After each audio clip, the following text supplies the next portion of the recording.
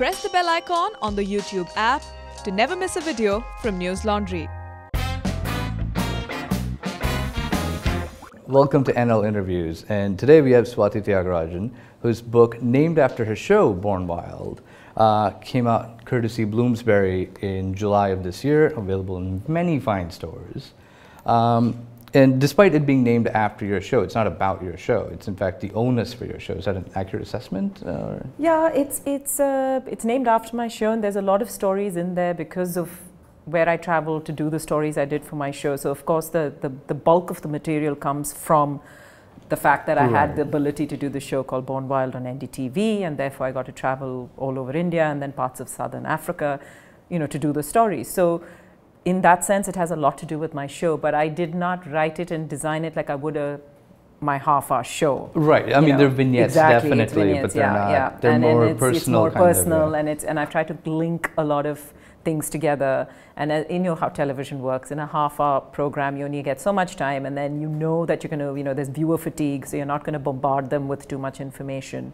So you invariably end up, when you finish editing, always wishing you could have said 10 other things, but you know that it would have gotten completely lost if you did. Oh, so feeling very, very familiar with here. Therefore, a book, whereas allows you to kind of do that, because people can then read it and put it down and come back to it when they want to, when they assimilate the It never ran like director's commentary to the show, but but it makes sense that it would be called that, right? There are all these things that the show lets you do, but the show only exists because of all of these things that you pitch for it. I know I'd asked you earlier, but how does a pitch for a show like this work? Because we're not seeing a whole lot more on Indian screens, definitely, and certainly not here, right? David Attenborough was our big introduction to India for most Indians. So yeah, sorry if you... Yeah, so I was lucky because NDTV, you know, has always kind of been interested in stories like this. We do a lot of alternative, like feature-driven stories, which has really nothing to do with either just purely politics or purely entertainment or purely sport. So my bosses are very passionate. These little islands of things. Exactly, which we kind of classify and kind of focus on. So they've been very passionate about wildlife themselves and have always wanted to, you know, do more. And so when I joined, which was about 20 years ago now, 21 years ago in NDTV, and I started doing the wildlife reporting, I thought to myself, I mean, I'm doing all these stories, which is great because news makes people look at a story a different way because it's immediate, it has a peg, it invariably is something that's happening right then and there. Immediately. Exactly, and you tend to take it seriously and you feel, okay, this is an issue. But at the same time, any environment story is not a standalone story. If I am talking about a leopard in a village, that could be an immediate story of conflict, but that's unfair to the leopard. It's also unfair to the people in that situation because the story could be about deforestation. It could be a story of illegal mining. It could be a story... So the leopard is a symptom of a greater story. Exactly, but you can't, that won't become your story in a minute and a half or 2-minute news story. You're then just focusing purely on the facts of, you know, a leopard came into a village and this is what's happened, yada, yada. So then I thought to myself that all these massive, bigger stories for what we're seeing as the symptom which becomes the news. You know, so that's why then I pitched to do Born Wild, saying, shouldn't we be looking at these bigger issues, at least putting it in context? So now we know that, like Bombay floods recently, what is your news story? It's going to be about, ooh, Bombay is flooded, people have died, it's horrible, you know, this. Right. But your bigger story is, why is it for 10 years your Methi River is choked in garbage? Why is it that the Sanjay Gandhi National Park is shrinking? Why have your mangroves, you know, your creeks? I mean, Bombay's environment was mangroves, and mangrove roots hold the soil together. Mangrove roots break the flow of flood water. You know, the Methi River is meant to flow unimpeded into the ocean. None of that's been followed. Unethical construction and everything has led to this unfortunate situation. So a news story can't do all of that. The story of one thing is the story of everything. Exactly. So that's why then I pitched saying, shouldn't we, when we have the opportunity and if we are interested and we're passionate about doing this, shouldn't we be looking at a big picture? All right, and so one of the things I also find fascinating is, so the big picture also includes everything. It's not enough to just say, hey, look, we're looking at celebrity animals, or the big five, I think. Yeah. What would India's big five be? Or it would be, I guess, the tiger, the leopard, the elephant, the rhino, and the lion. Okay, those are actually all of most of what I've followed as well, so that makes sense. Sorry, so part of why I bring that up is that was a new concept to me, the idea that certain animals gain more kind of cultural cachet by virtue of being more cuddly or more I guess, photogenic? Is that there is that. I mean, firstly, we are, I think, pre-programmed at some level to react to mammals. We are mammals, so we react to mammals. So, of course, we have, even without realizing it, have a greater affinity, you know, to an animal that in many ways is much like us in terms of gestation period for the babies and the care that parents give the babies. Any connection that we can make. Any connection, you know, it's projecting more of ourselves onto those animals. Then, of course, it's the animals that capture your imagination. So something as dramatic as the tiger, you know, it's every single global poll, it wins hands down the favorite animal across the globe, you know, not just India, but it's across the world. Then you have the giant panda, you know, that became like the symbol of WWF, and it's like this enormous, cute, cuddly animal. So you have the giant panda. Then, of course, you have the lions, the elephants. These are the megafauna, as you call it, on, you know, because they're big, they're charismatic, they're out there, you can see them. But they're not necessarily like the sole, you know, residents of any space. Absolutely not. So I mean, they could be indicator species. They could be umbrella species. Oh, they could be explain those? Yeah. So you know, so megafauna is very important. So if you take the tiger, for example, the reason why there's so much attention for the tiger is because it's called the umbrella species. An umbrella species is an animal that's right on the top of the food chain. Right. It's the apex predator of most of our forests. And by sheer virtue of its presence and the way it lives and feeds, it keeps that entire ecosystem healthy. Okay, so that's really what's pruning a ecosystem. Yes, for a tiger to survive, it needs a healthy forest ecosystem under it. Oh, so if you see a tiger, that's indicative of like there's a healthy that the forest, prey base is all right, the flora is okay, you know, all of that. It's indicative of all of that. So when you say protect the tiger, you're basically saying protect this umbrella under which or sneakier way to talk about absolutely. that. Okay. So, you know, by protecting a tiger area, protecting the tiger, of course, you're protecting everything that comes under the purview of this animal being the like apex if you're predator. Raising money, people are willing to donate for a tiger. No one wants to save the water hyacinth. Exactly, right? But the very virtue that you have a carnivore in a space of conservation is key. Like, because it is the apex animal and the entire system functions according to the way. So what about like rhinos or yeah, so now rhinos, it's an interesting animal in the sense that a rhino is a floodplain species animal. Oh, okay. So it's found essentially, at least in India, mostly floodplain areas. In Africa, you find them in different terrains as well. They're grazers predominantly, except for the black rhino, which is a browser. And what's fascinating about the rhino is the fact that in the years that an animal like the rhino has been on the planet, not much has changed in its physiology. Oh, so it is just pretty much... Yeah, it may have shrunk in size because the world has Is it the rhino and the shark that have pretty much not had any evolutionary changes? There are quite a few turtles as well, not too much. So you have several animals like that. So in terms of their physiology, these are some of the sort of ancient lineage animals, you know, the ones that have Are they indicative then that overall maybe the planet isn't doomed? Well, no. Any place that has megafauna is an excellent indication of two things. One is that you still have a viable environment that is functioning. Okay. Because these animals need big spaces, essentially, to survive. So, of course, that if you have a lot of elephants and a lot of rhinos and a lot of hippos, like you do in Africa, and you have a lot of you know, buffalo, wild buffalo, a gourd like we do.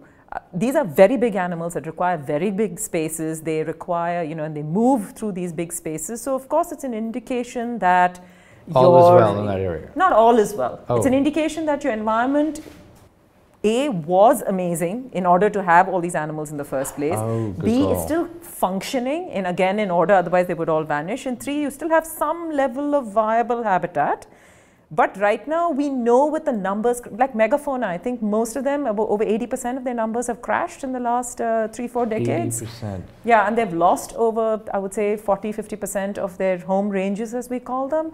So you know that there's actual crisis. I mean, we are in the middle of the 6th mass extinction. We are in the middle of a biological annihilation. That is what is going on right now. It's a scientifically proven fact. It's inescapable, and it's entirely because of human activity on the planet. Leopards, for example, you know, they're elusive animals. They are very wary of people. They're quite fearful, and they try and stay away. And if you're someone who's trying to study a leopard, it's hard. You may know, you may be able to study them in one area, but you can't predict that just because they behave like this in that area, that is, for example, for the longest time, they thought leopards were incredibly elusive, very secretive, nocturnal, and very, very that is actually solitary. What I've always thought. I blame like a child who died of cartoons. The reason they could be elusive and secretive could entirely be because they're wary of the people in their landscape. So therefore, they only come out at night to move around because that's when people aren't moving around. Okay. So therefore, we call these them are all learned nocturnal. behavior as well, right? Oh, totally learned behavior. That's the one thing about animals that we must understand. We're dealing with tremendous sentience and intelligence, incredible levels of sentience and intelligence. That's the thing that we all take for granted. I know I do. Yeah, but I think we kind of say that we do, and then we're always surprised by their behavior. What can then the government, like how has the government, I think, at least in your time, like you've been in the environment game since you were a child. I mean, you mentioned that your Uncle Siddharth and your father, and so what more needs to be done? Is enough being done? I mean, I realize these are reductive questions. But do we need to jack that up? There's a lot that needs to be done. There's just not enough being done. Unfortunately, or have things actually? Is it just lax, or is what's being done currently not enough, or is it just that it's actually slipping? Because we do know that mine has gotten way worse, and it's definitely slipping. Never enough to begin with. It's only gotten worse. Well, yes. So I would say that to go back, and this is again it's not a political thing. It so happened that in the 1970s, when Indira Gandhi was in charge, because she had a particular affinity for wildlife and nature, that she brought in the law that banned hunting, helped create the Wildlife Act, created Project Tiger. Right, so all of these are coming from a good space. Yeah. Because she was somebody who had a particular passion. So therefore, she did a lot, listened to a lot of conservationists and biologists who had her ear, and when they told her this needed to be done and that needed to be done and all of it, because she had a particular passion, she did it. So you think since then we've never had someone who's had that much of a leaning? That's interesting. And that's so in 35 years, it's been no one absolutely. else, and I'm not even talking. So I'm not even, again. It's not politics, right? You would think that if it's Indira Gandhi's legacy, then Congress could have carried it. No, it came down to an individual's passion. That's really. What I wanted and that individual who had passion had the power to make change, and she did. Coincidentally, so we lucked out. Totally. Like if she had no interest or passion in wildlife, then where would have we been? Because by 1970s, it was quite a mess, and we were on the brink. But somehow that trend reversed itself, and we still have what we have today, and it's an excellent thing. And that's not just her. She listened to people who knew what to do. Key point right there for any governance. Yeah. So that was great.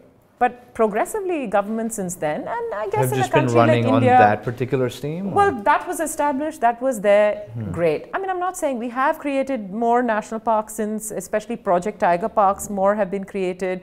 We have set aside more spaces for protection.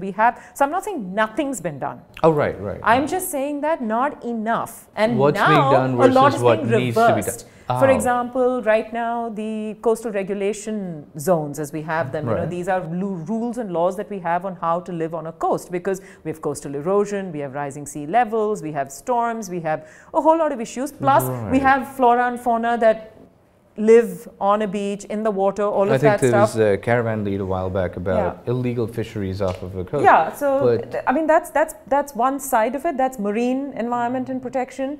I'm talking about like coastal. So now we're going to actually deregulate a lot of the coastal regulation zones, and we might allow more construction, say, on the coast that we didn't, and we might allow for a lot of the vegetation in the coast to be removed, and this is the vegetation that holds the sand together. So which urban planning is no longer taking into account. There's a reason that these spaces were urban planning has not been taking into account anything that we've been doing. I would say, God knows for how many years now, because you just have to go to any of our cities, Chennai.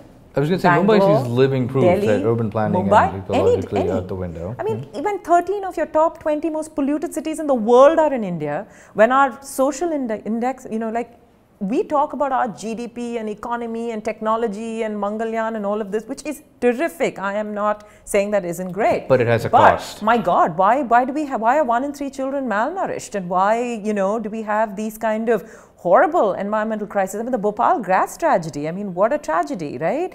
And then what about, I mean, it's still this major problem that's going on. The soil, we have absolutely no urban planning when it comes to how we store our waste, our garbage, you know, how much of it leaches into the groundwater. 70% of solid waste that are not collected by the MCD or anywhere ends up in our water systems. That's why our rivers are choked and dying, and our drains are choked, and then all of it ends up in the ocean. I was going to say, in Delhi itself, that's one of the more hazardous jobs, and I think there's talk about automating it just because of the sheer number of sanitation workers. Well, that's the sewage thing, right? I mean, so that's the other thing. Now, I'll go to a place, I'm a builder, so I these pay are somebody like band-aids on a larger problem. Yeah, absolutely. And not even band-aids. I mean, why is it that when is the last time you know that if it's a builder who's going to build like luxury flats or flats in a particular area, does he take the hydrology of the area into question? Does he look at historic flood levels in that area? Does he look at, you know, what he's building, how he's building? All the things that you are supposed to do that. You're completely supposed to do that, because you see, the problem is, it's not an everyday, the thing with the environment is... So we do have these kind of things in place. Like at once upon a time, we were concerned enough that we were like, look, like Chennai city, for example, in the British days when they did some exploration, they found that in a certain area along the coast, there was a sweet water table. So they had put that entire area, demarcated it to say that there should be no construction or living or any of that there, because the sweet water table is so close to the coast that any kind of messing around with that would, you know, if the sweet water table fell, then the salt water would flow in. But so it's exactly along that entire stretch of area that Chennai has just grown into this, boomed into this massive city.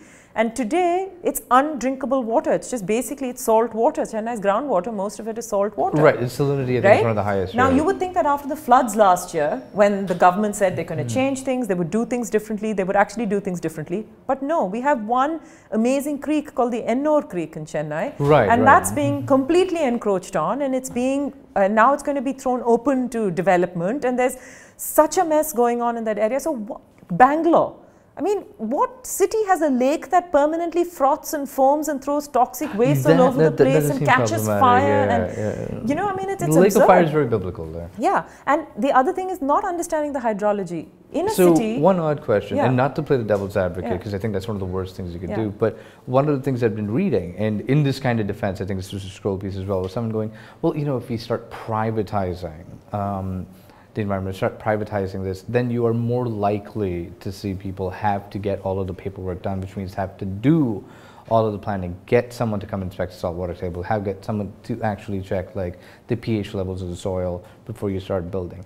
Now that seems again very extremely naive, but that's an argument that many people put forward, right? The answer to everything is, privatize it and we'll be fine. We are, I mean, all our builders, who's a government company? They're all private builders. And yet that's still not. And yet, like, you know, who is paying the attention? Because at the end of the day, then what, you know, so what's the solution then? Because at the end of the day, it's your state forest ministry or environment ministry or the central environment. They're the ones doing the clearances for projects, giving the permission. You're meant to do an environmental assessment every time you go into an area. You're meant to do that honestly. You're meant to listen to what those findings tell you. Then you're meant to then you say, okay, but this is very crucial. Right, I think of like the Shri thing on the Yamuna beds last year, right? Like they were supposed to get all of these things done. The NGT still, that's still ongoing. And like it used to be, the argument was, yes, okay, this is what the impact is. Let's put a dollar value on it and say this is how bad. But I believe now the new argument for the NGT is like, well, it wasn't really impacted. Like, and I love how we've gone from, oh, it definitely was, you can see it, to it wasn't that bad anymore. Like, and, that's no the one thing, blinks. right? So at the end of the day, it doesn't matter if it's private, if it's public, whatever it might be. It's two things. I cannot understand why we are so dense when it comes to this. This impacts you and me every day. It is your life and my life. It's not, I mean, my health is dependent upon the environment. My entire survival is dependent upon the environment. Why am I not more concerned? Why are none of us more concerned? It's mind-boggling. Again, as I said, you take us, okay? Again, in Delhi or Bombay or anywhere. You're house proud, right? If you have a house, most of us are. That's the number one question. Do you own it? Do you rent it? If you own a house or whatever, you rent a house. If it's your living space, you're proud, right? You're not going to be okay with someone coming and dumping garbage in your living room. You're not going to be okay if someone dumps nuclear waste and toxic waste in your kitchen. As long as it's outside, that's fine. You're not going to be okay if someone comes and dumps something, biomedical waste in your bedroom. You're not going to be okay. Why are you okay with it being dumped outside? Because frankly, that house that you live in, you can knock it and build it 100 times. This planet that you live in, you're done. It's your only home. So why are you okay with toxins being dumped everywhere and garbage being dumped everywhere and biomedical waste being dumped everywhere and your rivers are dying and your air is unbreathable? So you, in your house, you have issues with any of this. You will clean, you will make sure it's okay, you don't want, but your home, which is your planet, why are you okay with all this stuff? It's mind-boggling. That is exceedingly depressing, and I have no follow-up to that. I mean, wow. So one last thing, just because this is, I think it's the thing, like, I grew up as like the biggest threat to the environment. Again, I was never taught in school that the biggest threat to the environment was, you know, us. And I've certainly never thought of it in terms of, oh yeah, it's the expansion of cities. Oh yeah, it's industrialization that's a problem, or, you know, it's automatons that are the problem. It was always like, oh, poaching is why, you know, we have so many rhinos dying, or tigers. But that's, even now, like, that's kind of the myth, right? Nobody's saying poaching isn't an issue. Massive issue. Not saying it isn't. But habitat loss is your #1 issue. But you also understand, like, that's literally what's projected. Absolutely. I mean, we have this cult of... Because then it's easier to not take responsibility for what is happening. Oh, so that's what... Right. So that's we're like, what oh, this person is why, blah, blah, blah. The person who wants to buy, like, and we need tiger to take bones to get their dick to work. Because, you know, again, I come back to this thing, what I call the livelihood and lifestyle problems of India, or anywhere in the world. Livelihood is when people live and work in a very marginalized way, whatever it is that they're doing, whatever, even if it's poaching. Right. It is because they're starving, they don't know how to feed their children, they're really quite poor, this they're is not suffering. your number one option. It's not your number one option, it's your livelihood, which means without it, you're done, that's it.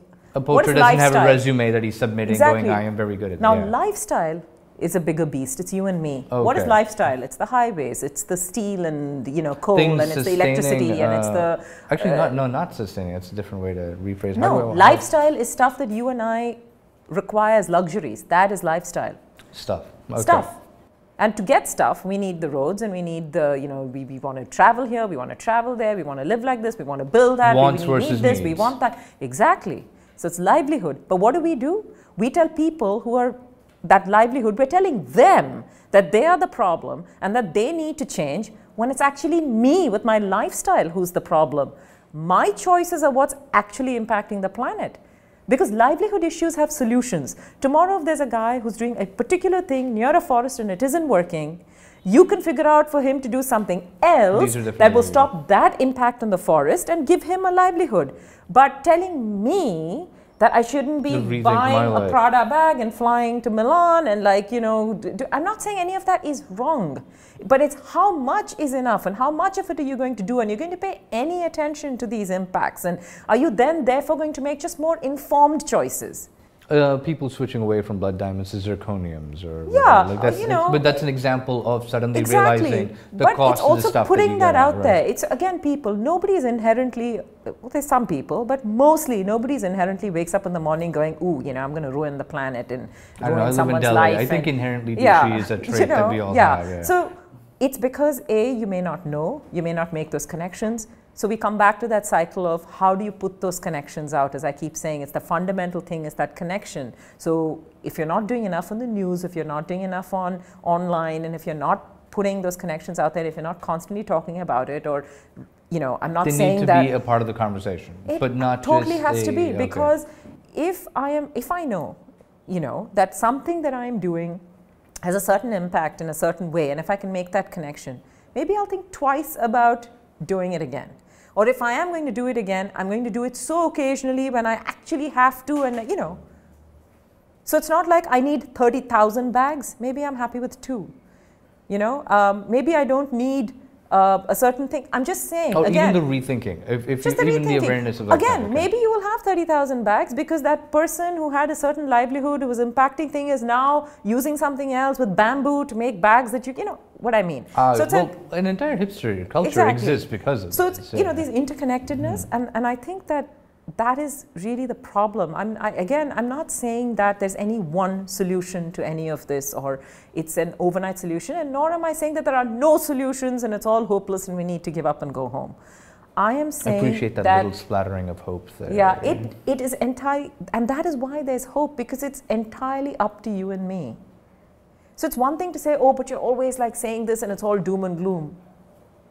It's going to be doom and gloom if you do nothing about it. If we assume that that's the natural state. But there is so much you can do about it, you know, and then put pressure on your...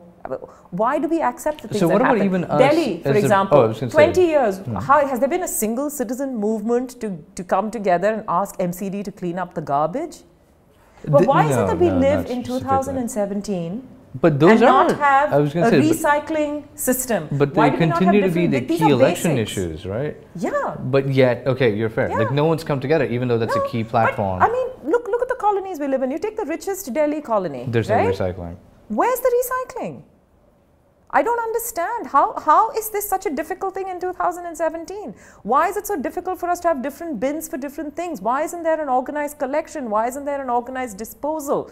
Why are we not paying attention to these things? It's just, you know, this is what I keep saying. I joined NDTV 20 years ago, and it's ironic that the stories I wrote then about the environment and about wildlife and about landscapes, and those are the stories I'm still writing. 20 years Actually, later. yeah, that's what I'd like to know though. Yeah. So like our fraternity, like if you think about like what it is that we do, how we approach a story then, what is that we need to do? Because that's got to be your number one. You can't just say, hey, look, here's a slot for things that are environmentally important. Yeah. It needs to be spliced into everything. It needs to be spliced into everything. Okay. I think it needs to be given as much importance. Okay, if you wake up in the morning and all you hear is about politics, terrorism, and the next celebrity, you are going to think that those are the three things that only, those are the three biggest things that's what you're going to... No, I'm just saying, it's if I wake up every morning and I see political news and I see entertainment news and I see, you know, and I'm told, what am I told constantly? Terrorism is your biggest threat, or, you know, national security, or any of this. I'm not saying those aren't threats, but if you compared how many people in India have been killed by terrorism to how many people die from breathing toxic air, it seems it's no comparison. Yeah.